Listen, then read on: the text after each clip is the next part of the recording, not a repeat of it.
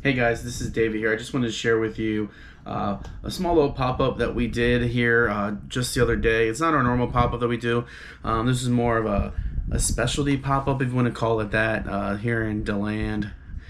We had something called Tropical Nights, and one of the store owners is a friend that I know from church, and she was celebrating her 5-year anniversary of her store being open, and she asked us to come out and just sit up in front of her shop and just sell some type of food. It says Tropical Nights. People were going to be walking around. A lot of people in the land Friday nights are walking around drinking and everything like that. So we didn't want to give them like full platters to walk around with. Because it's kind of hard to do, walking around with a full platter, like with brisket on there and a side and a drink. It's a little much of a pain in the butt to kind of walk around and eat. So we decided to do something a little different a few weeks ago at our last normal pop-up that we do. We were selling sausage wrapped with tortillas, and someone asked for pulled pork, but they wanted it on tortillas, so we kind of just threw a few things together and made up these pulled pork tacos with our slaw that we make. And then on top of that, we thought it would be a great idea to do for the tropical nights, so we did pulled pork tacos. We did sliced pork belly tacos, and then we did barbacoa. It was kind of like an experiment because we've done the pulled pork tacos before. They're good, but we haven't never done sliced pork belly tacos, and I've never cooked barbacoa or beef cheeks before. So we're like, hey, let's just give it a try. Why not try something out here? So I just kind of want to go through like how we went through the process and everything. It's pretty simple. You do barbecue, you gotta cook the food. So we started off, just season up the pork belly with salt and pepper. I get questions all the time. People are like, what did you do to that pork? And I'll tell you, I cooked it with salt and pepper, and I cooked it with a live fire. And that live fire, I don't know. It just tends to give it a different taste than if you're cooking with a pellet smoker, because I've cooked plenty of pork butts with my pellet smoker. I've cooked pork butts in the oven, but something about cooking a pork butt on an offset just gives it a totally different flavor and taste. And everyone I know that's tried it loves it. So you're gonna see we prepared pork. We did 2 pork butts. We didn't end up using all the pork butts. We only went through one, had some left over from the other one. Because I'd rather overcook pork, because it's like anywhere from $15 to $20 for a pork butt, so the cost isn't that high. We seasoned out with salt, pepper, threw it on the smoker, and then we also, like I said, we did barbacoa. We could have done brisket tacos, but I had to cook the day before, and I had to work that day. So I figured, why not just cook some things that are pretty easy to cook, where I don't really have to manage the fire so much. So that's why we decided to do barbacoa, and we did beef cheeks because they only need to get a few hours of smoke on there. We seasoned those up, salt and pepper, same thing. And then they were on there, I think, about 4 hours. And then, some people will throw them in the oven with a little bit of beef tallow. We vac sealed them into different little packages because I ran on my big vac seal bags. So I vac sealed those, and then went through a little bit of tallow in there with them as well. And I threw them into my sous vide machine. I got Meats SV10, SV20, I forget what it's called, sous vide machine. And then I cranked it all the way up to the 203 as high as it go. And I let it sit for a long time. When I say a long time, it was almost 24 hours it sat before shredding into it and getting into that. And then, pulled the pork butt off overnight. Normally I would stick it in the warmer if we're serving it earlier in the day, but this event wasn't until 6 o'clock at night. So I just left them foil boated. I left them on the pan. I stuck them in the fridge overnight, and I just reheated them the next day. Got them back up to about 150, 160 or something like that, and they were super easy to shred after that. That's a nice thing about pulled pork is you can cook it, cool it down. I know people that will freeze it and then reheat it, and then it still shreds. The fat is already distributed and melted down, and it still tastes just as good as if you cooked it and let it rest for 2 hours and then pulled it. So we did pull that off. I reheated the next morning ish, and then I stuck it in my warmer.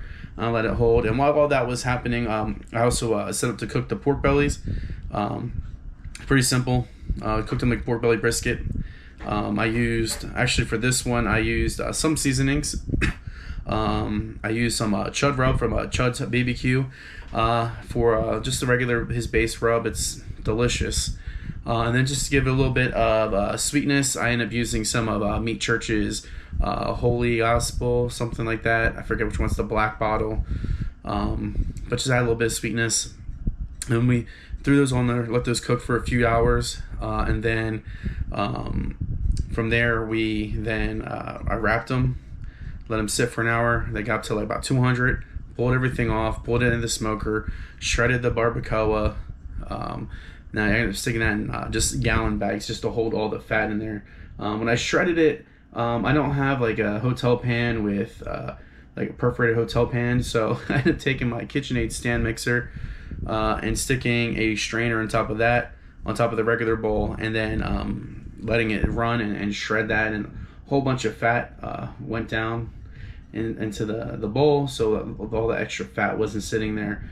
I think when I wrapped my vac sealed them, I used about like maybe half of a pint of tallow that I had for each one, and by the time I got done shredding and dumping the fat out, I had like a whole quart-sized container full of rendered down fat. So that's how much fat and collagen is in beef cheeks. So it doesn't really need that much. It's pretty good. I'll probably be doing it more often, doing the barbacoa more often here. But we got that all set up. Normally, if we had like a bigger event, because we don't have a trailer for transporting our stuff, we do have our food trailer that we're working on. We normally would rent like a U-Haul van and pack everything in there. But you'll see here in this setup that it was a very light setup, because like I said, we just wanted people to get some food and walk and go to the event and hang out. And so it was just our Cambro electric warmer we had. We had a steam table we bring with us all the time. We have 2 tables, and then all our toppings. So for the pulled pork sandwiches, not really. For the pulled pork tacos, we just did our pulled pork on a tortilla shell, and then we did our own version. I guess you could call it Carolina Gold, the honey mustard type barbecue sauce. Squirted that on there, and we do something different with our coleslaw. So a lot of the food you're eating in barbecue is already fatty already, and you don't really need more fat from a mayo-based coleslaw. So we actually just take our mustard-based barbecue sauce and mix that in with the slaw mix, and people are blown away. They just don't understand like why it tastes so different, but they love it. So we just put that on top. Everyone enjoyed that. What we did for the pork belly tacos, because you'll see me here just assembling some tacos. This has got a little bit of a rush, but for pork belly tacos, it was sliced pork belly, like about two slices, because it was on the thinner side. 2 slices of pork belly. We did some Mike's Hot Honey, and then I did pickled red onions, and I think I did a little bit of cojita cheese. That was the first thing to sell out. And then for barbacoa, we did the barbacoa. We did our smoky chipotle sauce that we made just for that. We did some crema, some cojita, and pickled jalapenos. And some people that have never had barbacoa before love those tacos. We had one person message the owner. She's friends with her, and she it made me happy because she's like, the person, tell the barbecue guys that did those tacos that they were amazing, and they're better than the one taco place that's by the bar right down the road. And when you hear that, it's just really exciting when people are enjoying your food and you're getting that type of feedback. Actually, at one point in time, there's a little taco place by a bar, but there's actually a taqueria place on the other side of the main street there. We're running out of shells, so I had to go run down there, and they actually gave us like 40 fresh tortillas, and I wish we would have ordered them from them to begin with because they were amazing. They stayed hot. But I'll tell you what, like the event, we knew wasn't going to be like a big money maker, and you know, sometimes events that you're going to run aren't going to be big money makers. You know, if it'd be nice if every single one was. This is more of an experience for us just to get our name out because we're still new. I think profit wise, we maybe made like $250, $300, something right around there. And you know, it's like, yeah, for the time spent setting everything up, cooking, It wasn't that big of a profit, but this isn't our full-time job between me and my business partner. We're still working our full-time jobs while getting this business off the ground. And when you're cooking barbecue the way we cook it, it's not like a set it and forget it like a lot of the other barbecue joints in our area, which just have those electric rotisseries that they just throw a log in every so often. There's just something different between cooking on an offset and cooking on one of those rotisseries or a pellet smoker. Don't know how to explain it. It just makes the flavor taste better. Yes, the rotisseries, they are getting that live smoke, but there's just something different about cooking on the offset, whether it's the convective heat that is pushing through and the temperature is going up and down, is just really cooking that food. But we found that people have been to other barbecue places and tried our barbecue and they're like, that's the best brisket we've had, that's the best pulled pork we've had, that people compared it to like one of the top barbecue chains. They're like, I have to put it on this level. And to me, I guess that's a compliment, but I want to hear that we're better than them. And but it's all trial and error. We've been going since February, March, something like that. And it's the end of July that we did this. So we're still learning the process and everything. But I can tell you what, people are enjoying our food. We're having repeat customers.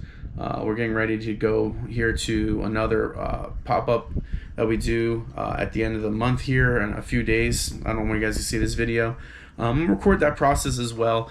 But the thing I want to get to is just get out there and do something. Whether you're doing barbecue, whether you're doing burgers, whether you're doing some type of fried food, if you're doing sushi, if you're doing any of those type of events, just find a farmer's market or make friends with other food truck vendors and everything like that, or different pop-up people, and they'll get you into places.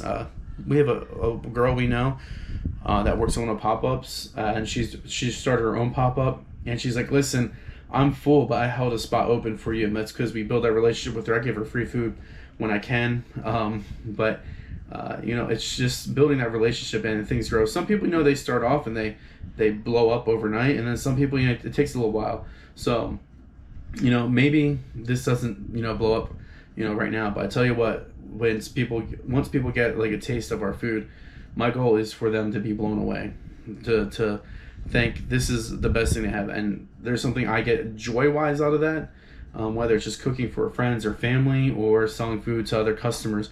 And I think that's the reason why I kind of got into, wanting to do a food business. I started off doing burgers, just small little pop-ups outside of the front of my house, because I was still learning. And then we switched over to barbecue. But put yourself out there, because you never know what's going to happen.